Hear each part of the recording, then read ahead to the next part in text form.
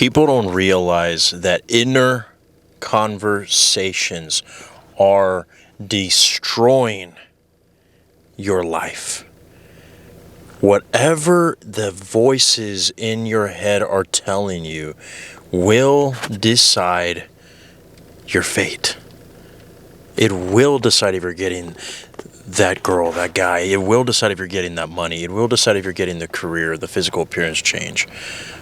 Not by if your looks maxing, not by how many times that you go to the gym. It's by how many times you do the reps up here. And for you guys who have YouTube Premium and didn't see what I was pointing at, I was pointing at my head.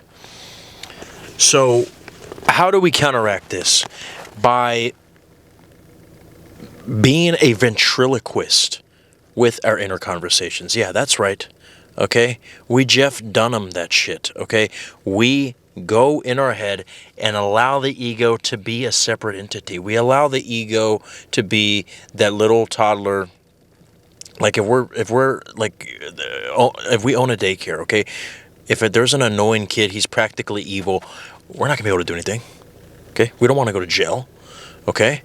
But you just let the kid be the kid. And if you have to discipline him accordingly, yeah. I mean, if the ego is going crazy, if the inner conversations, and by the way, when I say ego, inner conversations, it's all basically the same shit. The ego's kind of like the god of your inner conversations, right? Because all these inner conversations are just a reflection of the comfort zone, and the comfort zone is what the ego tries to keep you in. And a lot of times the comfort zone is not necessarily anything to do with you feeling good. It's just what you are used to. Just like when somebody starts to go to the gym a lot, even though it's good for your body, your ego's going to be like, no, McDonald's is right there.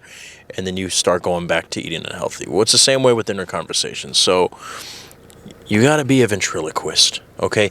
Even while you're, for example, opening your bank account and the money is just, every single time you open it, it's like in the negatives, right? Your inner dialogue is like, dude, you are a loser, right? You suck. You are so poor. If your friends were with you right now, they would be making fun of you so bad, you would want to just die, right? You can either respond to that and say, nope, that's not true. I'm actually already the wealthy, rich CEO. I actually have all the abundance of money in my life. Or what I personally like to do, I like to go crazy and say an affirmation like, I am so freaking rich that when CEOs open my bank account, they want to off themselves. Okay, I go crazy, right? Which is what I actually send to my clients daily, like the ones who bought the self affirmations, the daily affirmation package, the most popular item on my store. And it's crazy. The most cheapest item on my store is the one that gets overnight results. And I'm still shocked that it gets overnight results. The links are in the description, but that's what I do whenever I open my bank account and I don't like what I see in the 3D, and my ego is starting to talk shit. I talk shit back and say, I have so much money, my damn bank account looks like my social security number. Like, what the fuck, right?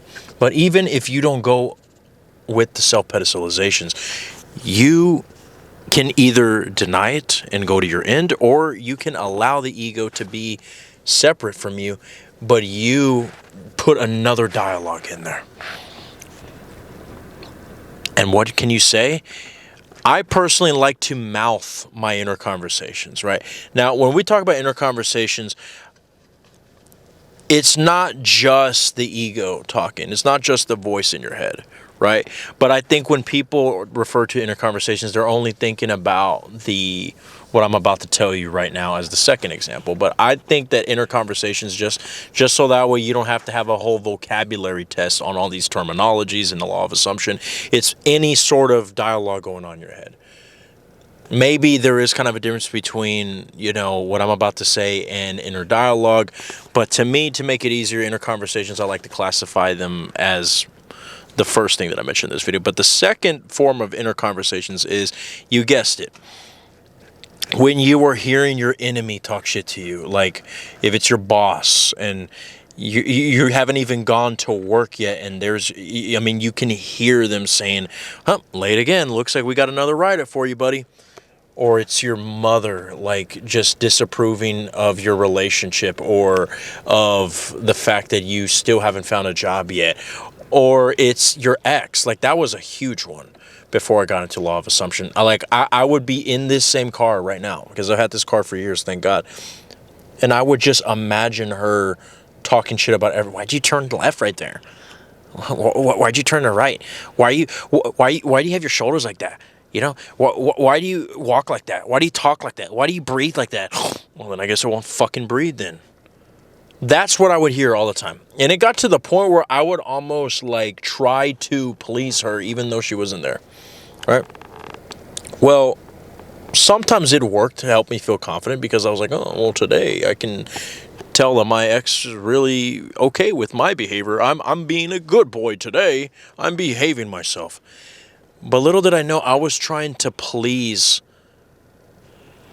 just a reflection of my inner insecurities, because you got to understand, whoever it is, whether it's your boss, your mother, your SP, they are just you either ways. Remember, when my ex, because look, when I was in the relationship, especially in the end of that relationship, and maybe even talking about this kind of opening a branch of a timeline, but we're going to talk about the old Neo from the other timeline, okay? Just to let you know, whenever you're talking about your past, it's best not to talk about exes, especially if it didn't go well, because then you're only bringing that back into reality. So the way to describe it if you're telling a story to somebody is the old version. That way you don't confuse your subconscious reality. Or you can just say, fuck it, who cares? I can break the rules and then I can revise it later. Whatever you want to do. But just don't allow the old stories to bring up resentment, okay? But the old Neo, when he was in that separate relationship from the other reality, right? She was constantly bickering at him. Constantly. Right? And what's interesting is that now that I look back on it, I know that she was only acting as the version that I was manifesting, right? That the old Neo was manifesting. If I would have come into that part of the relationship with the state of abundance, the state of God's state, I am the most attractive male in every room that I walk into, everybody lays the red carpet for me, that type of Neo, then it doesn't matter if I was driving like an old grandma. She would have just not fucking said anything. Maybe she would have been thinking in her head, but she's like, I love this guy too much to even give a fuck. But because I gave a fuck, she gave a fuck. You know what I mean? That's how everyone is you pushed out means. Just like I've always said, that whenever I had a pimple in middle school, because even if I had one big one right here on the middle of my fucking, I could have had one just right here where it's not even that front and center, but if it bothered me so much to the point where I was having cold sweats of fear of somebody making fun of me, somebody would make fun of me. Now, I mean, I'm not a whole fucking pepperoni face, but every now and then, every once in a blue moon, I'll get a little zit. But it's crazy because sometimes I will get a zit that is bigger than the fucking Big Dipper constellation, right? And yet still, nobody says shit. Why? Because I don't give a fuck anymore, because I know I'm sexy. Back then, I was still trying to, I mean, to be honest, back then when I would be so hung up on a pimple, I don't think I was ever complimented around that time.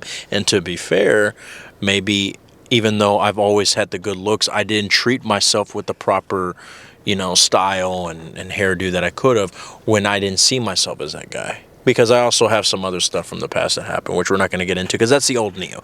But now I'm the sexiest motherfucker alive. Just look at my community here. This is why I have 1 million subscribers. But either ways,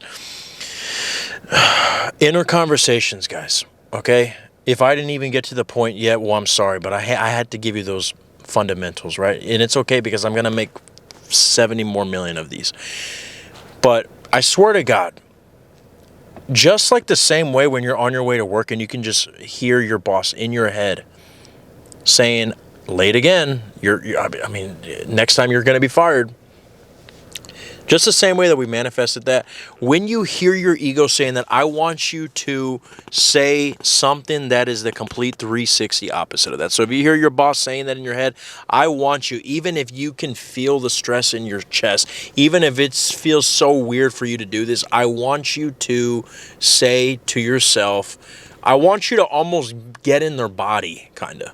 This is a little unorthodox, but I want you to get in their body and play their role just for a split second and say what you would have them say rather than what your inner dialogue is saying, rather than what the inner conversation is saying. So if they're saying next time you are fired if you are late again,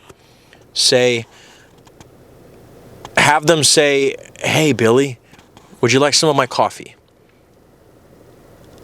Knowing that you're late, and they still have the nerve to just gloss over it and even be nice to you and offer some of their coffee, right? And who gives a shit? Like, you're not going to share a cup with that asshole. But the point is they are making it clear to you that they don't give a fuck that you're late, because you are awesome, because you're amazing. If it's SP, if you can see them saying, oh, they're going to reject me. Oh, I can just hear them fucking saying, I only see you as a friend. Mouth to yourself, I want you to fuck me. Or just, when is the next time I can see you? Literally just one sentence. And the reason why I say mouth it to yourself is because you can try to hear it in your brain all you want, but the ego's going to fucking fight you. But if you mouth it, just like I've said with my affirmations, that it's better to mouth it, like the same way that you're reading a book, but you're not reading it out loud because you don't want people to hear you, like almost like when you're smacking your gum in public really loud, you keep your mouth closed, right? Well, when you're reading, you can still mouth it. And the reason why you mouth it, but you don't say it out loud, is because it actually hits the brain quicker without you having to sound like a crazy guy saying it to where everybody can hear you. So obviously you don't want to have people think that you're talking to yourself. And if you do, well, hey, hats off. That's even better, because you can just fucking do it willy-nilly. Who cares? Do it full blast. Fucking Dolby Atmos, right? But at the very least, mouth it. And I swear to God, it's going to be weird. It's going to feel weird. But it's a pattern interrupt, because you are so used to just allowing your inner dialogue to decide your fate. You choose your fate right then and there. Okay? So let me know what you guys think. Other than that, guys, invest in your reality. The links are in the description. What are y'all waiting for? Book a call with the greatest manifestation coach of all time, the next Abdullah here. And also join the manifestation membership channel of Neil Arthos, the Great, the God himself, which is moi. If you want to know about the perks, they're in the community posts right there. You got a client already talking to me right now. I got to go, guys. I love y'all. Take care.